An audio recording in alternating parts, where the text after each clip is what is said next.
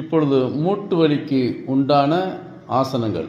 உட்கட்டாசனா, இதில் நீங்கள் 10 முதல் 20 வினாடிகள் இருக்கணும். அதே மாதிரி 3 தடவைகள் போடணும். Right, relax. இதற்கு அடுத்து இதுக்கு மாற்று ஆசனம் அப்படியே வஜ்ராசனம்.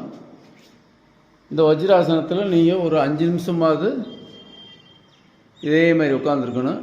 5 நிமிஷம். அடுத்து பத்மாசனம்.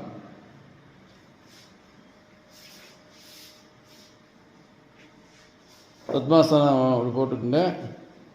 இதுலேயும் ஒரு 5 நிமிஷம் நீங்கள் இருந்துக்கிறலாம். 5 நிமிஷம்.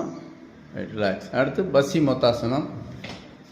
அதே மாதிரி இந்த ஆசனங்கள்லாம் போட்டுட்டு நீங்கள் காலை உணவு காலையில் வெறும் இதில் ஒரு அரை முடி தேங்காய் மட்டும் சாப்பிடணும். ரிலாக்ஸ். அடுத்து ஜானு சீர்ஷாசனம்.